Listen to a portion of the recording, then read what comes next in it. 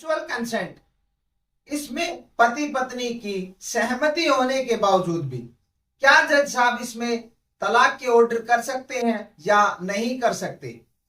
क्या प्रोसीजर होता है, क्या प्रोसीजर नहीं होता, इसमें कैसे क्या कार्रवाई होती है, इस वीडियो में इन सब बातों पर आज हम चर्चा करेंगे। तो बने रहें वीडियो के साथ।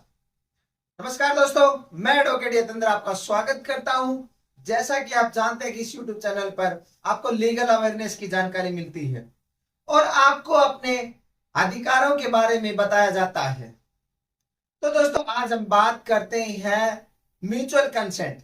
ये हिंदू मैरिज एक्ट 1955 के सेक्शन 13B में इसका प्रावधान दिया गया है कि पति और पत्नी दोनों की सहमति होने के बावजूद क्या जज साहब इसमें तलाक के ऑर्डर कर सकते हैं या नहीं कर सकते हैं। इसमें जब तलाक के ऑर्डर करते हैं जज साहब, तो इनमें कुछ बातों का ध्यान रखा जाता है। आपसे कुछ सवालात होते हैं, उनको आपको जवाब देना पड़ता है कोर्ट के अंदर। तो आज उन्हीं सवालों को आज हम इस वीडियो में देखेंगे कि किस प्रकार से क्या सवाल होते हैं और हमें उनका कैसे जवाब देना चाहिए। तो सवाल कुछ इस प्रकार है, हम शुरुआत करते हैं पहले सवाल की। तो उसमें सबसे पहले तो ये पूछा जाता है कि आपकी शादी कब हुई थी। तो जैसे कि शादी उसके जिस भी डेट को उसकी शादी हुई थी, उस डेट से लेकर और जिस दिन वो फाइल करता है कोर्ट में केस दायर करता है, उस टाइम पीरियड के बीच में 1 वर्ष की अवधि होनी चाहिए। अगर 1 वर्ष की अवधि नहीं होती है तो वो 13B म्यूचुअल कंसेंट दोनों की सहमति के आधार पर वो ये केस दायर नहीं कर सकता है। तो इसमें 1 साल की सहमति होना बहुत जरूरी है। दूसरा सवाल ये होता है कि कितने दिनों से आप एक दूसरे से अलग रह रहे हो।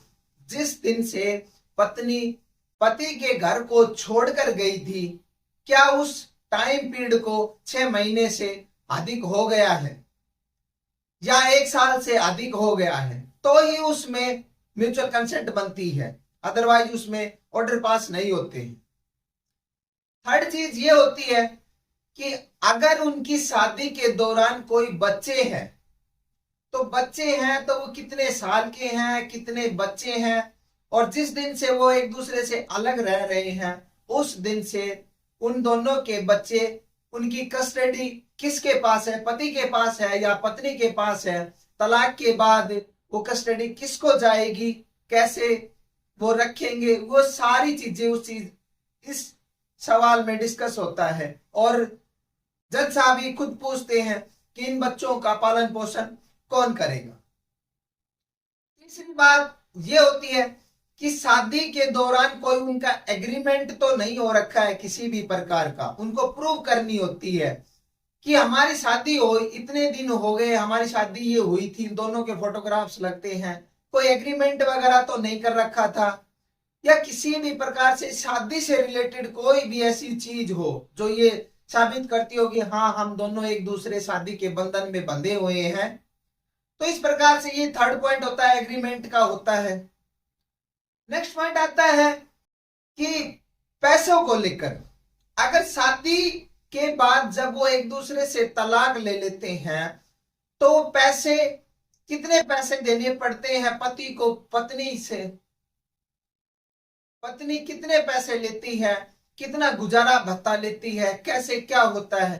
अगर शादी के दौरान कोई भी चीज दी गई है, कोई भी दहेज से रिलेटेड कोई भी सामान दिया गया था, या घरेलू कोई सामान दिया गया था, या कोई पैसे दिए गए थे, या कोई आभूषण दिए गए थे, जिस भी प्रकार से कोई भी चीज ली दी गई थी, तो उनको एक दूसरे को वापस दिया जाता है। और जब तलाक हो जाता है तो उसमें पैसे दिए जाते हैं गुजारा भत्ता के लिए, कि पत्नी अपना गुजारा भत्ता कैसे करे। तो गुजारा भत्ता करने के लिए पति क्या करता है कि वो उसको चेक दे देता है या कैश दे देता है। तो अक्सर ये चीज देखी जाती है कोर्ट में कि पत्नी चेक लेने से भी वो किसी और के अकाउंट से विड्रॉल करवा देती है और फिर ये बोल देती है कि मुझे वो नहीं मिला, वो किसी उसी नाम की किसी और व्यक्ति से या और किसी लेडीज के नाम जो अकाउंट होता है उसी नाम की से, तो वो उसमें विड्रॉल करा कर वो मना कर देती है और एनआई एक्ट में 138 का केस फाइल कर देती है। तो अक्सर ये चीज देखी जाती है। कई बार पत्नी कैश भी लेती है और पति कैश दे भी देता है, लेकिन वो उस चीज को भी मना कर देती है कि मैं तो जैसे ही कोर्ट से बाहर निकली इन्होंने छीनवा दिया पैसा। तो ये सारी चीजें होती रहती हैं। तो मैं आपको ये एडवाइज करूंगा कि जो भी पैसा दो आप डीडी के थ्रू दो, डिमांड ड्राफ्ट के थ्रू दो। तो उसमें ऐसा होता है कि अगर आपने 1 लाख रुपए का डीडी बनवाया है, डिमांड ड्राफ्ट बनवाया है, तो मान के चलिए कोर्ट से आपने 1 लाख रुपए का नोट लिया है जो आप अपनी पत्नी को तलाक होने के बाद वो जो देते हो। तो ये होता है।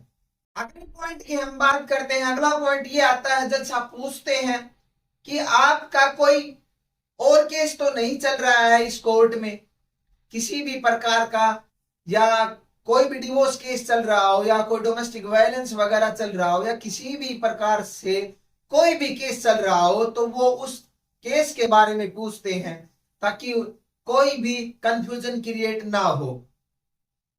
अगर हम अगले पॉइंट की बात करते हैं, अगले पॉइंट पे ये आता है कि जब सब ये पूछते हैं पति से या पत्नी से, क्योंकि जो दोनों डालते हैं तो उनमें पूछते हैं कि आपने यहाँ की ज्यूरिडिक्शन बनती भी है या नहीं बनती है। जो पति का जो एड्रेस होता है उसमें आधार कार्ड से उसका डॉक्यूमेंट के साथ उसका मैच किया जाता है, क्या उसका ज्यूरिडिक्शन यही बनता है या नहीं बनता है।